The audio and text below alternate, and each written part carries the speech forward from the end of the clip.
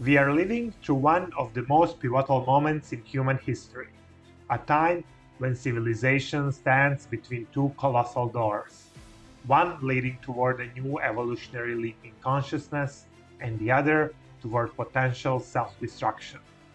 Never before have humans had such power to connect, to create, to explore, to shape the very world we live in.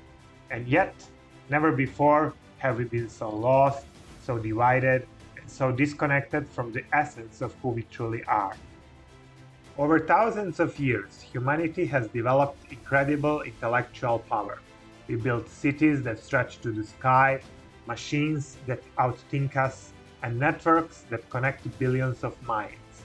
Our intellect, logic, analysis, and problem solving has given us comfort, security, and control over the material world. We solved countless practical problems, from disease and hunger to transportation and communication. In theory, if we organize ourselves better, we could easily feed every person on Earth and ensure global stability. But there's a missing piece. While our intellect evolved at lightning speed, our emotional and spiritual intelligence did not. We learned to split atoms, but not to calm our own minds. We built the internet, but forgot how to truly connect. Emotionally, many of us are still operating not far above the animal kingdom, reacting, fearing, fighting, avoiding. We've built empires of logic on foundations of emotional immaturity. Most of us were never taught how to process feelings, how to listen to pain, or how to meet our fears without running away. So we numb ourselves with entertainment, substances, endless stimulation. We avoid dealing with ourselves, and by doing so, we remain fragmented beings with enormous power but little wisdom. And that is the danger. High intellect combined with low emotional maturity creates an unstable civilization, a nervous system holding nuclear weapons. History has shown us this pattern again and again. The Roman Empire, at its height, was unmatched in organization, architecture, and law, but its heart, the moral and spiritual foundation, decayed. Corruption, ego, and indulgence grew unchecked until the empire imploded from within.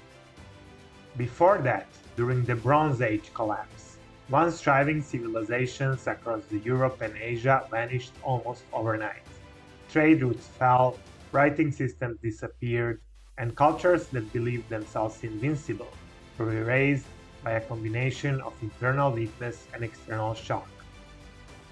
And then there are the myths of Atlantis, a civilization said to have possessed great technological and spiritual power, but which destroyed itself through the experimentation and abuse of power. Whether literal or symbolic, Atlantis reminds us, when technological progress outpaces inner evolution, collapse follows. Today, we stand at the same crossroads, only on a planetary scale. We can explore other planets, simulate intelligence, and edit our own genes. But can we master our anger? Can we forgive? Can we live without constantly projecting our inner pain onto others? Our collective nervous system is overstimulated, fearful, and divided. Politics, wars, ideologies, these are all manifestations of unhealed human emotions projected outward. If we don't learn to regulate our inner world, the external world will continue to reflect chaos. And when we look at our leaders, we often see the mirror of that collective imbalance. Many of those in positions of power are not necessarily the most wise or compassionate, but the most skilled at playing the current game, a game built on manipulation, greed, and control. Some of them appear emotionally immature, unable to feel true empathy. Others function almost like machines, brilliant in logic, but disconnected from heart and soul. And some are outright sociopathic, thriving in a system that rewards cunning over consciousness. They are not the cause, they are the symptom. They rise because we, as a collective, still value power over wisdom, image over integrity, intellect or emotional truth. And so they reflect us, our fears, our avoidance, our fragmented priorities. Our leaders try to control everything and solve problems with the same limited tools that created those problems in the first place. Logic without self-awareness, intellect without inner vision. Few dare to face their own fears, or to ask the deeper questions about why humanity is suffering in the first place. But until we change collectively, until we as individuals confront ourselves, our leaders will continue to mirror our unconscious state. The solution is not more intellect, it's integration. Although there is nothing wrong with intellect, we must evolve emotionally and spiritually to match our mental development. That means learning to face ourselves, our fears, our insecurities, our guilt, our shadows. It requires radical sincerity, first and foremost with ourselves.